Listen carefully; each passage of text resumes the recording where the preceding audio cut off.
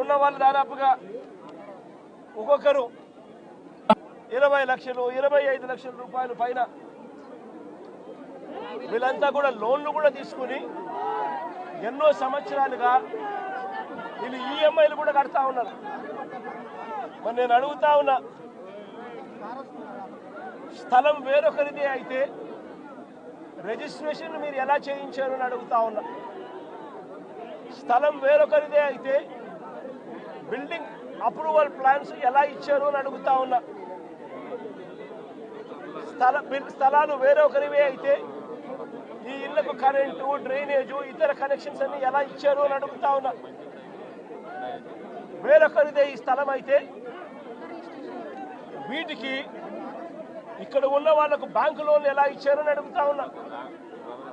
రిజిస్ట్రేషన్లు చేశారు, building plan approvals ఇచ్చారు, అన్ని రకాల పర్మిషన్స్ ఇచ్చినారు. చివరికి వీరికి బ్యాంకులు వాళ్ళు లోన్లు కూడా ఇచ్చాయి, వాళ్ళ డ్యూ డిలిజెన్స్ పూర్తి చేసి. మన ఇన్ని సవ్యంగా ఉన్నప్పుడు ఇది ఏ రకంగా గవర్నమెంట్ ముందుకొచ్చి వీళ్ళకి ఎటువంటి న్యాయము చెయ్యాలి అని కనీసం ఆలోచన కూడా లేకుండా, ఎటువంటి ముందస్తు నోటీసు కూడా ఇవ్వకుండా, వీళ్ళ ఇళ్లలో ఉండగానే 200 మంది పోలీసులు పైచిలకు వచ్చి ప్రైవేట్ వ్యక్తులకు మద్దతు ఇస్తూ పొక్లేన్లు పెట్టి, జేసీబీలు పెట్టి, బుల్డోజర్లు పెట్టి ఏకంగా బిల్డింగులు పక్కన కొట్టడం జరిగింది. నేను అడుగుతా ఉన్నాను, వీళ్ళు చాలా మంది చెప్పడం కూడా జరిగింది, ఈ స్థలాలు మళ్ళీ కొనుగోళ్లు జరిగేటప్పుడు కూడా, క్రయ విక్రయాలు జరిగేటప్పుడు కూడా పలు సందర్భాలలో ఇక్కడ వాళ్ళంతా కూడా పేపర్లో అడ్వర్టైజ్మెంట్లు కూడా ఇచ్చినారు. ఎవరికైనా అభ్యంతరాలు ఉంటే తెలియజెప్పాలి అని చెప్పి పత్రికా ప్రకటనలు కూడా ఇచ్చారు. పత్రికా ప్రకటనలు ఇచ్చినప్పుడు కూడా ఎవరు కూడా అభ్యంతరాలు ఎక్కడా కూడా వెలుబుచ్చలేదు. అలాంటిది 25 సంవత్సరాలుగా వీళ్ళు ఇక్కడే ఇలాగే ఉంటే వీళ్ళను బుల్డోజర్లు పెట్టి ప్రైవేట్ వ్యక్తులకు మేలు చేసేందుకు ఈ 150 కోట్ల పైచిలకు, ఈ వాలెట్ వాల్యూలో 150 కోట్ల పైచిలకు వాల్యూ ఉన్న ఈ ప్రాపర్టీని కబ్జా చేసేందుకు ఏకంగా చంద్రబాబు నాయుడు, ఆయన కొడుకు, ఆయన పార్టీకి సంబంధించిన ఎంపీ, జనసేన పార్టీకి సంబంధించిన కార్పొరేటర్లు ఇంతమంది ఒకటై పేదలను నిస్సహాయాలుగా ఈరోజు రోడ్డు మీద నిలబెట్టించారు. నిజంగా నేను అడుగుతా ఉన్నా, ఈ ప్రభుత్వం అన్నది పేదల తరపున ఉందా అని.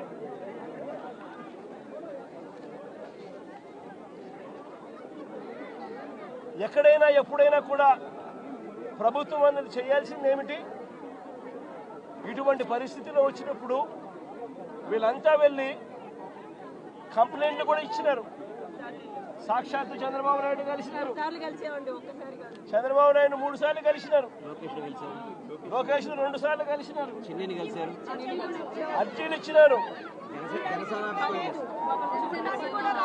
చివరికి ఎవరికైతే వీళ్ళు అర్జీలు ఇచ్చినారో వాళ్ళే కుట్ర పన్ని, వాళ్ళ ఎంపీలు, వాళ్ళకి సంబంధించిన కార్పొరేటర్లు వీళ్ళంతా కలిసి కుట్ర పన్ని ఏ రకంగా వీళ్ళంతా కూడా వీళ్ళకి అన్యాయం చేశారు అన్నదానికి నిదర్శనం ఇది. నేను ఒకటే అడుగుతా ఉన్నా, అయ్యా చంద్రబాబు నాయుడు గారు, ఇక్కడే కాదు రాష్ట్ర వ్యాప్తంగా కూడా ఇదే మాదిరిగా కొనసాగుతూ ఉంది.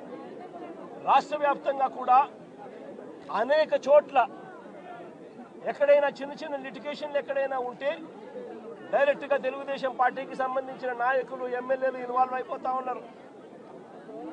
లిటిగేషన్ ఉన్న చోట వీళ్ళంతటా వీళ్ళే అడుగు పెట్టేసి ఆ ల్యాండ్ కబ్జా చేసేస్తా ఉన్నారు. కొన్ని చోట్ల వీళ్ళే లిటిగేషన్ క్రియేట్ చేస్తూ ఉన్నారు. వీళ్ళే నిషేధిత జాబితాలో ప్రాపర్టీస్ను బలవంతంగా పెట్టించేసేస్తున్నారు. వీళ్ళే లిటిగేషన్ క్రియేట్ చేసి వీళ్ళే కూడా కబ్జాలు చేసే కార్యక్రమాలు జరుగుతూ ఉన్నాయి. రాష్ట్ర వ్యాప్తంగా ఇదే రకమైన అన్యాయం కొనసాగుతూనే ఉంది. నేను ఇప్పటికైనా చంద్రబాబు నాయుడు గారికి ఒకటే చెప్తా ఉన్నా, ఈ ప్రెస్ కాన్ఫరెన్స్ ద్వారా ప్రతి ఒక్కరికి కూడా నేను ఒకటే మనవి చేస్తా ఉన్నా, దీంట్లో సిబిఐ ఎంక్వైరీ జరిగించాలి. ఇక్కడ ఏ రకంగా చంద్రబాబు నాయుడు గారు కొడుకు, ఏ రకంగా తెలుగుదేశం పార్టీకి సంబంధించిన ఎంపీ, ఏ రకంగా వీళ్ళంతా కూడా ఇన్వాల్వ్ అయ్యి, ఇంక్లూడింగ్ జనసేన కార్పొరేటర్తో సహా ఏ రకంగా వీళ్ళంతా కూడా దీన్ని కబ్జా చేసే కార్యక్రమం చేస్తూ ఉన్నారు అనేది ప్రజలకు తెలియాలి. ఇంతకుముందు చంద్రబాబు నాయుడు గారు ముఖ్యమంత్రిగా గతంలో ఉన్నప్పుడు 2016లో ఒక ఫేక్ సొసైటీ క్రియేట్ చేసి 1981 డేట్ వేసి ఏ రకంగా పేదల ఆస్తుల మీద, పేద ప్రజల ఆస్తుల మీద ఏ రకంగా కన్నేశారు అన్నది కూడా ఇవన్నీ బయటికి రావాలి. ఇవన్నీ కూడా రాష్ట్ర ప్రభుత్వం కోర్టుల్లో ప్రజల తరపున, పేదల తరపున, మధ్యతరగతి వాళ్ళ తరపున ఆర్గ్యుమెంట్ చేయాల్సింది పోయి, వాళ్లకు తరపున నిలబడాల్సింది పోయి, వీళ్లకు వ్యతిరేకంగా రాష్ట్ర ప్రభుత్వమే స్వయంగా కోర్టులలో వ్యతిరేక అఫిడవిట్లు, వ్యతిరేక పిటిషన్స్ వేసి వీళ్ళకి అన్యాయం చేయడంలో రాష్ట్ర ప్రభుత్వం తన పాత్ర తాను పోషించింది. వీటి అన్నిటి మీద కూడా ఎంక్వైరీ జరగాలి. జరిగి దోషులను, అది చంద్రబాబు నాయుడు కావచ్చు, లోకేష్ కావచ్చు, తెలుగుదేశం పార్టీ విజయవాడ ఎంపీ కావచ్చు, ఇక్కడ తెలుగుదేశం పార్టీ ఇక్కడ జనసేన కార్పొరేటర్ కావచ్చు, వీళ్ళందరి పాత్ర మీద కూడా ఎంక్వైరీ జరగాలి. జరిగి నిజాలన్నీ కూడా బయటికి తీసుకొని రావాలి. వీళ్ళందరూ కూడా ఎవరైతే నష్టపోయినారో, 25 ఏళ్ల నుంచి ఇక్కడే ఉంటున్నారు, ఒక్కొక్కరికి లోన్లు ఉన్నాయి, 20 లక్షలు 25 లక్షల రూపాయలు బ్యాంకుల్లో రుణాలున్నాయి. వీళ్ళని తీసుకొని పోయి ఇప్పుడు నడు రోడ్డు మీద పెట్టినారు. వీళ్ళు బతికేది ఎలా?